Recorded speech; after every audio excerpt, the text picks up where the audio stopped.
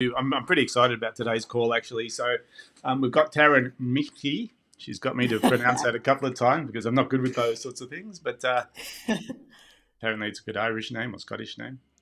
Scottish or Irish? Yeah, No, it's Scottish. It's the Scottish. the whole rolling of the ch that you've Can got you to get. pronounce it for us, just to make life? It's Mickey. It's like a Michie. silent ch. Yeah, Yeah, got Mickey. it. Got it. So Taryn Michie's on the call with us today, and we're going to be talking about niching. And this has been one of those, it's almost like a forever conversation with people about niche. And funnily enough, I think that COVID actually brought this around for a lot of people because before COVID, they would niche almost geographically. And they'd say, well, I just work in this area and I draw a circle around my business, and that's my target market. Now that we're going into the world of global markets, all of a sudden that original niche is a little bit invalid. But probably more importantly, your market is much broader. So what you used to think was niche is now vanilla. So Taryn's going to be sharing how she niched in her business and how that's actually helped with their business growth, and that hopefully will give some of you out there a bit of inspiration to into which direction. So Taryn, maybe give us a bit about you, a bit of the story. Yeah, sure, David. Thanks. Thanks for having me. So, I suppose it started for us back when we started as a digital marketing agency. We were working with absolutely anybody and everybody, just whoever came our way that felt like a good fit for our team, we would take on the business. And we were doing that probably for about a year, and we weren't enjoying it. We were feeling like we were spread too thin because we were trying to do website builds, we were trying to do SEO, we were Mm, doing paid advertising, organic social media, email marketing, and we were all just struggling to keep up with, the rapid rate that everything moves at these days. Social media changes every day. It's yeah. and it just felt like business was overwhelming, that, it was a constant stress trying to keep up with everything, and to be able to offer our clients value in terms of being ahead of the curve, not, always trying to play catch up with Mm, trends. So I suppose it was actually probably around the time that COVID hit, we had a period where a lot of clients just paused their accounts with us all of a sudden because there was so much uncertainty out there in the market. yep. And even though it didn't last long, I suppose it was about an 8-week period that it went on for, but Mm, it made us all sit down and think, well, why, who do we really want to be working with? What type of client really lights us all up and energizes us and yeah. gets us all excited? And when we looked at it, we had a couple of pet brands that we were working with, a couple of pet businesses, e-commerce pet businesses. And we really enjoyed looking after those accounts. That's where we love spending our time and energy. And so we started talking as a team around pet brands and working with pet businesses. And we all looked at our Instagram feeds and things like that. And Mm, we're all pet owners ourselves. We've all got our Instagram feeds full of animals and things like that. So it really was one of those light bulb moments where I suppose we all just thought this is where we should be going with things. right. So so we focused in on pet brands. We changed all our marketing to talk to that one type of uh, that one sort of industry, the pet industry. But Yep. we were still working with e-commerce and service-based businesses. Hmm. Um, and then it was probably about 18 months after that that we again felt that sort of overwhelm and stress within the business, and it made us all stop and take another look at things. Yeah. And that's when we decided that, well, the thing that we really love doing isn't necessarily websites, or we definitely aren't social media people, but we love email marketing. All of us love getting stuck into that and building meaningful relationships with pet parents through email marketing for the pet brands we work with. Right. So again, we took that next niche from not just the pet industry, but took it down again to specifically e-commerce pet brands, and we took it down to email marketing. So I Right. think it was, and that's where we felt like in our business, that was just a big turning point for us, in that things became a lot easier. We all lean into it and feel like we're enjoying it a lot more. Hmm. And it's where business started to flow. New leads kept coming in a lot more easily for us. Yeah. So Right. yeah, so it's sort of going to that sort of, I suppose, that inch wide and a mile deep is what they say with niching. You've really got to get you as narrow as you can and as deep as you can. Yes, and so it sounds like you took a pretty sort of almost a brutal approach by just narrowing down and narrowing down. Yeah. Tell us a bit about the results. So, what's the overall difference in the business now? Well, I think for us, it makes it so much easier in terms of our marketing and Mm, trying to get in front of the right people at an early stage when they're early in their business and they're just starting to grow. We're getting in front of them because we're having, it's one person that we're having one conversation with and it's one problem and one solution. So we're not having to do that scattergun approach with how we talk to our audience through our marketing. yep. It's we can be very specific and it makes it a lot easier to connect with people because you can have a deeper conversation through your automated marketing that's going out there.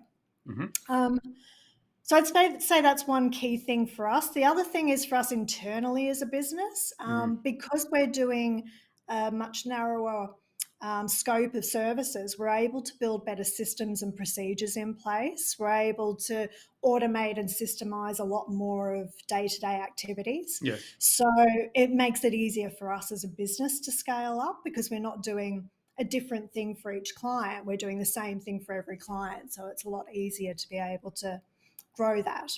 Yeah, I understand. Um, Understand.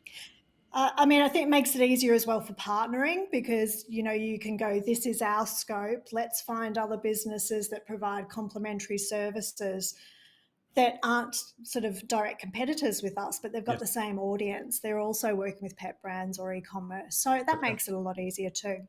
So the overall position in your business, is it better than it was pre-COVID? Is it back to where it was? Is it not quite there? How are you feeling?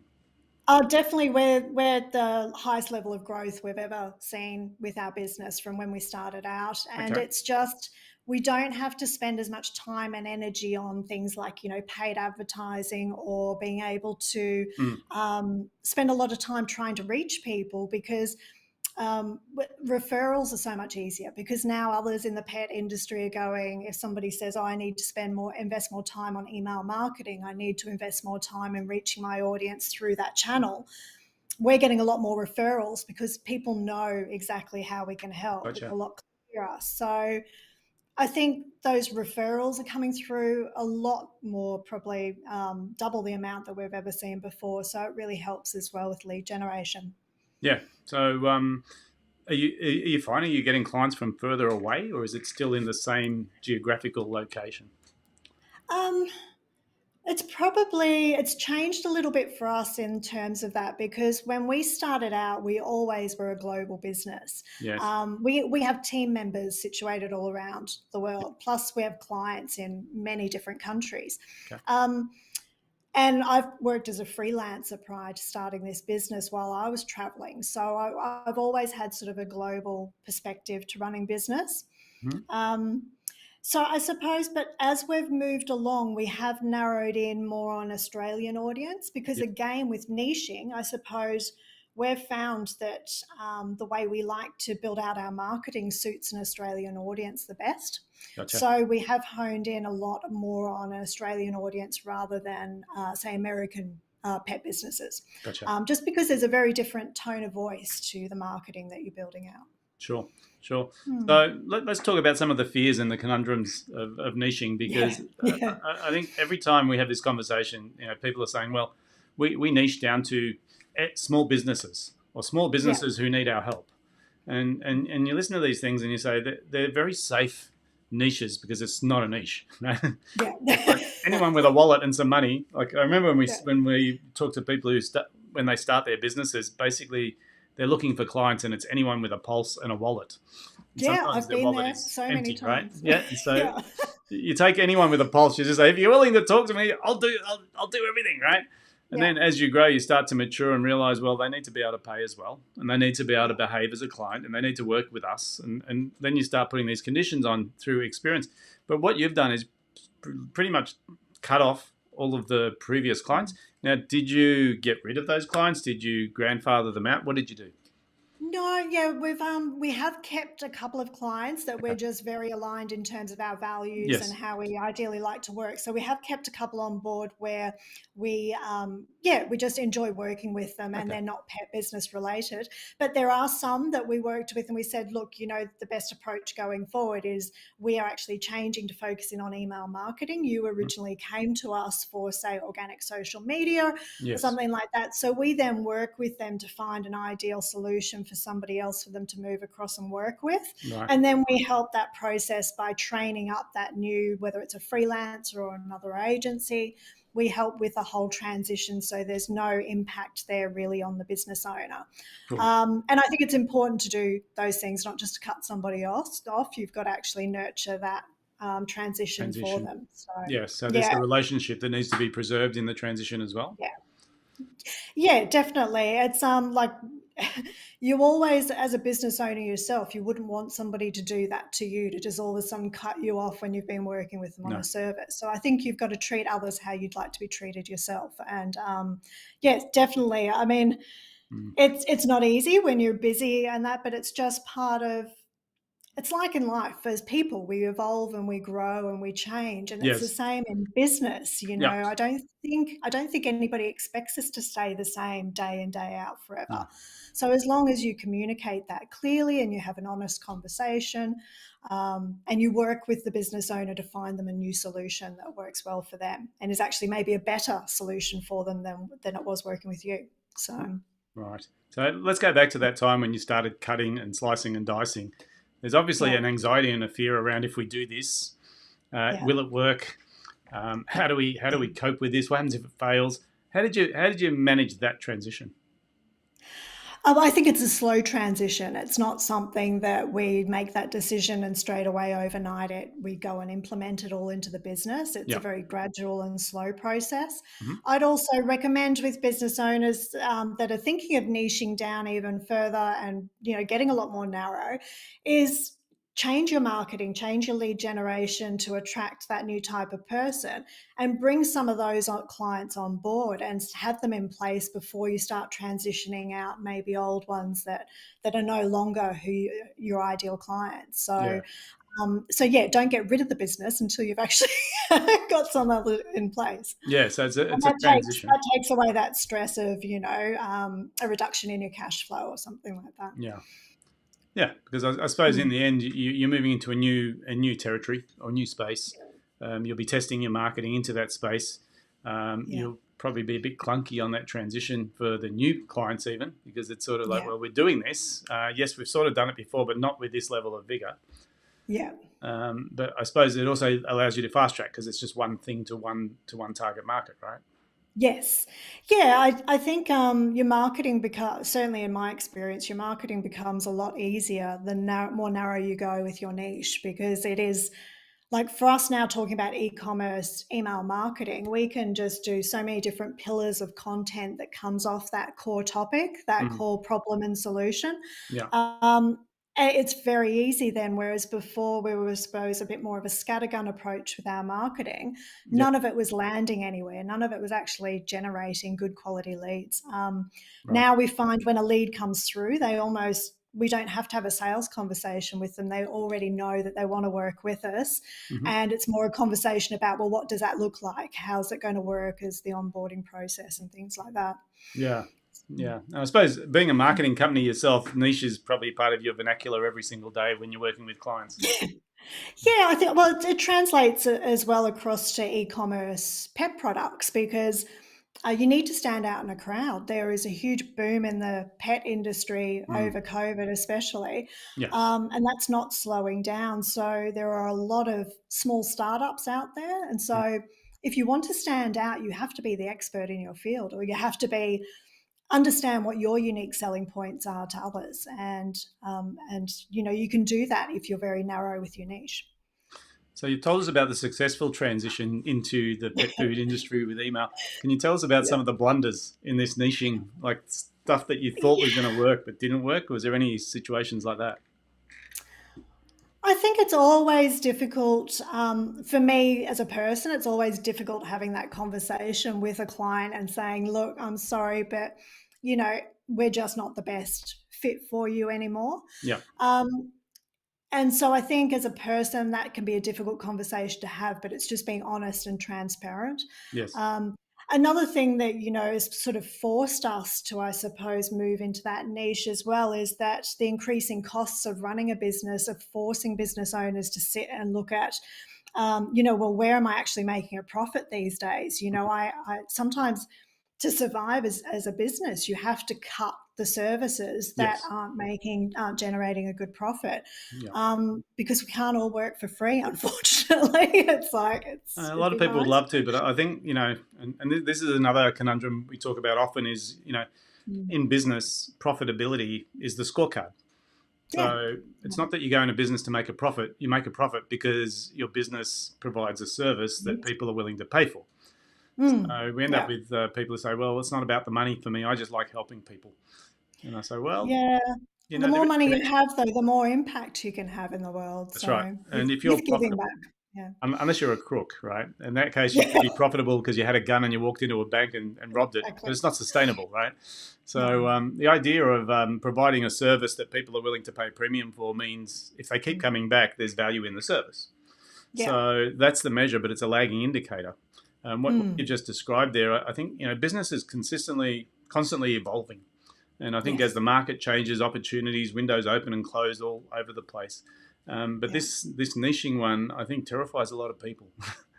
um, Oh, I completely understand why it does because it's that whole scarcity yeah. mentality that if I rule some people out of my Yes. scope of who I can help, Yeah. I have less leads coming through, but it actually has the opposite effect. But Mm. I understand. I've been there myself Yes. where I didn't quite believe it. Hmm. Um, I mean, I think some of the things that made a huge difference for us with niching as well was it changing our marketing approach. Instead of just putting things out on social media, we actually started a podcast where we're talking about our niche with lots of different business owners. Yes. So we're sharing value, and so that has helped to educate people in why we do what we do, why we're so focused on email marketing. We believe it's a huge return on investment compared to a Yes. lot of other marketing channels. So I think when you explain to people, it's niching's not so frightening if you have the honest and transparent conversations Mm. with people. And it was the same with letting some clients go. We had to have that honest conversation that we don't actually make a profit out of social media, doing organic social media for clients. We're quite often operating at a loss Yeah. because it's so time consuming and doesn't have a great return on investment. So it's just having those conversations that we have to change our business model, as well as it inspires us more to work in this area. As financials, we actually have to work in this area too. Mm. So yeah, it can help to have those conversations and Yeah. just be real. Yeah. So Fantastic. So, look, mm, I suppose if you were advising someone who's sitting there mm, going, well, we can't pick our niche. There's two or three niches we think we might be able to go into, but we're just not sure which one because yeah. we have to discard the other two. What's your advice to that person? I think from my experience, if you want to stay energized in your business, and it's a challenging world, we all have become very adaptable over the last few years. Yeah. I think, focus in on where you feel the most energized and inspired in your business. So think about the clients that you love connecting with, they light you up and you really enjoy having conversations with and helping them with the growth of their business. Mm. Think about where your skill set lies. Where do you have the most experience? Where do you have the most knowledge and understanding? And where would you be happy to continue building on that knowledge? Hmm. Um, and then test your market. Ask them if it is a case of it's not a financial decision, it's not a heart-based business decision. Ask your audience, about where they're needing the most help. Where are the greatest challenges for them in their business? And see how that applies to what you provide. And that might give you the answer as well. Yeah. Yeah. It sounds like it's more of a journey than a decision. Yeah, definitely. And I don't think we've got it all figured out either. I'm sure we're going to evolve more over the years, and we'll Sure. adapt, and the environment and the economy might force us to adapt at times. And that's just part of running business, though. It So is. It always has been, and I think reality. We see a lot of people and they say, I've never had to market before. My business has always just shown up and then one day it all stopped. Yeah. And then when you look back, you say, well, you never really did anything to get that business in the first place. You were just the right person in the right place at the right time. Yes. Yeah. And now the market's moved on and you haven't. So Mm. you either adapt your business, you've used that word a few times, Yeah. or you accept the fact that markets are not static, they're dynamic. And so Yeah. people are moving onward. It works the other way as well, I guess, where people are getting this enormous growth as a result of COVID. Mm. The caravan industry or even the automotive industry, we wouldn't have picked Yeah. that. And all of a sudden, my car's worth more money than what I paid for it, just because Yeah. I happen to own it, not because I'm a smart Strange. investor, right? But Yeah. that phenomenon occurs in business as well. I think people they have this growth or this shrinkage, and they start looking potentially at themselves and going, "What did I do wrong?" When Yeah. the truth of the matter is, it's just that the market has moved. It's not that you did anything wrong. And it's going to keep moving. Like, Mm. it's never, whether you're in a good situation or a bad situation at the moment, it will change. That's a certainty sort of thing. At some point, it will change. So I think it's more about the attitude that you have and the mindset rather than so much skill sometimes. Sometimes it's just about going, okay, where's the opportunity here? Mm. Where's the opportunity for me to grow or evolve or to move? And try it. Just gives things a go. It Yeah. takes a little bit of you know, risk sometimes to just make a change. But that's why I was saying just do it gradually. There's nobody saying you have to switch something off and switch something new on overnight. Just make small gradual changes and just keep testing and seeing that things are going in the right direction. Yeah, awesome, awesome. So let me ask you, like, Mm. obviously you've made this transition into email marketing for the pet industry and e-commerce. Yeah. What's the next part of the journey look like?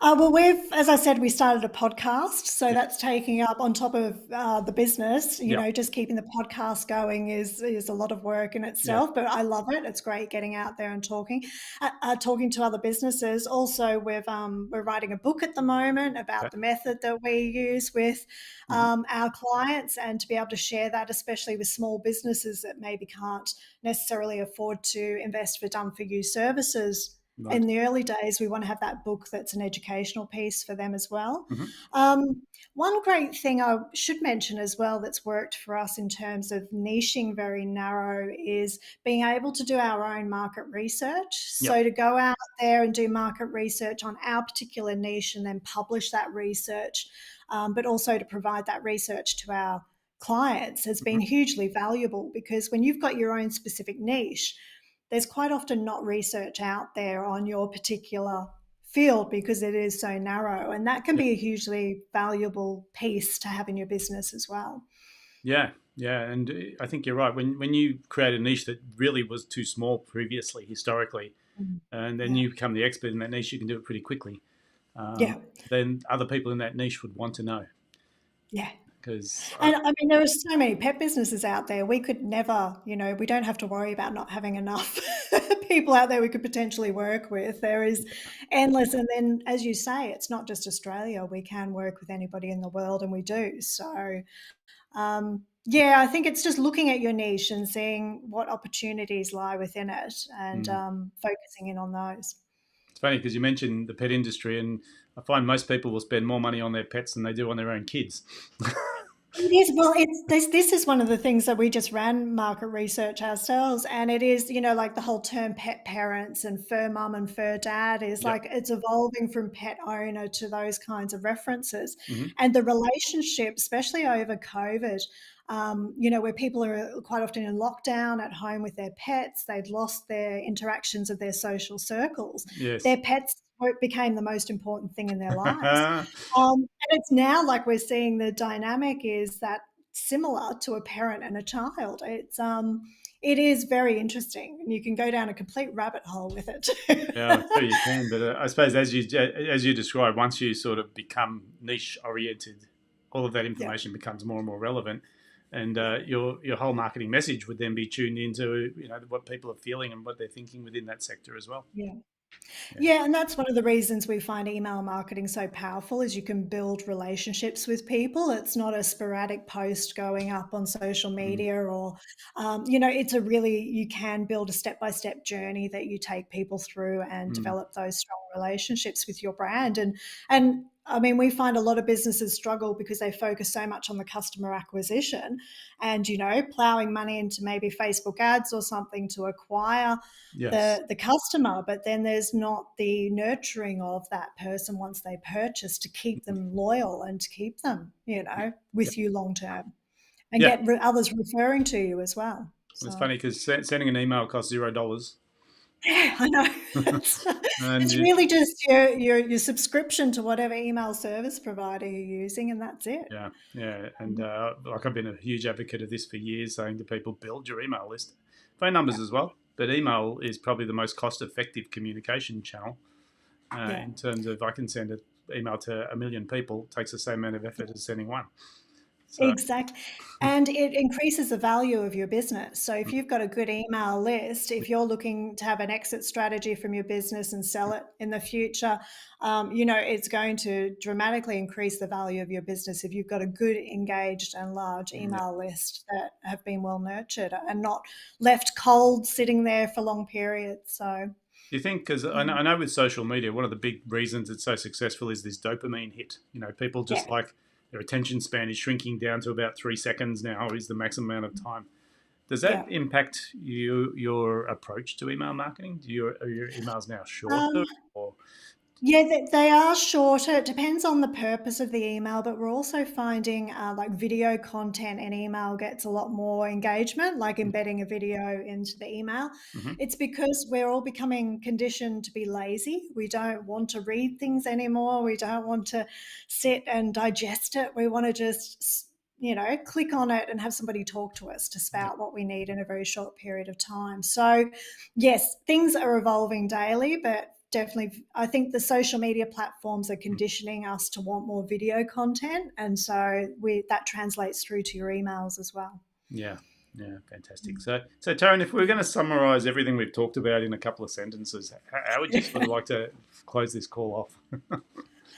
I think for me, it would just be not to be afraid of niching. Just it's not a case of being afraid of it and avoiding it. Just do it gradually. But I can't emphasize enough that niching, like you were saying, just niching to a specific global region or a specific industry just isn't enough these days. If you really want to stand out in a crowd and be seen and heard, you really need to focus in on one problem, one solution, and one particular person and just hone in on that and just keep repeating it. It makes your life a hell of a lot easier as well because you're not having to be everything to everybody. You can Yeah. just focus in on that one thing. Yeah, yeah. So it takes a bit of, I suppose, sheer guts to make some decisions. But as you just Yeah. described, it's just a process, isn't it? It's Yeah.